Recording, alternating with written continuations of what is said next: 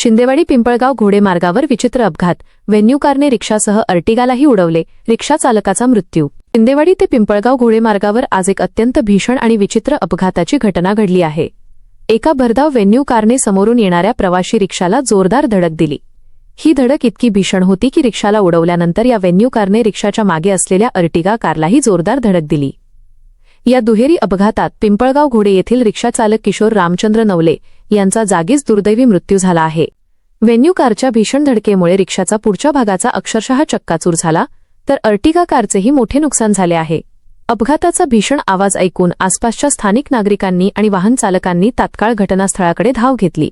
पिंपळगाववरनं घोडेगावला येत असताना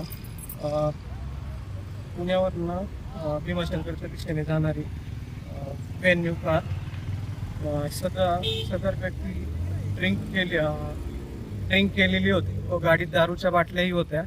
त्या व्यक्तीने सदर एवढी जोरात धडक दिली असता सदर गाडी रिक्षा होती ती कुठली होती? पिंपळगाव घोडे। आणि जी तुम्ही व्हेन्यू म्हणताय ती गाडी कुठली होती? काय कळाली काय? भोसरीची गाडी आहे। भोसरीची। त्या व्हेन्यूचा ड्रायव्हर जे म्हणताय तुम्ही दारू पिलेले होते?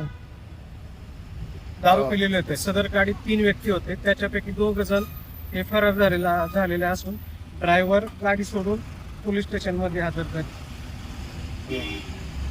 अपघातामध्ये पोलीस स्टेशन मध्ये आले तरी ड्रिंक केलेलीच होती त्यांनी। आणि या अपघातामध्ये कोणी मृत्युमुखी पडले त्यांचं नाव सांगा? घोडेगाव ठिकाणी घोडेगाव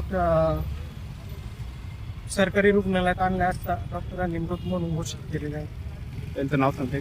किशोर रामचंद्र नवले। काय असं तो सखोल तपास करावा आणि गुन्हेगाराला कायद्याप्रमाणे जे काही शासन असेल ते व्हावं। आणि सदर व्यक्ती कुटुंबाची कर्ती व्यक्ती होती, जे काही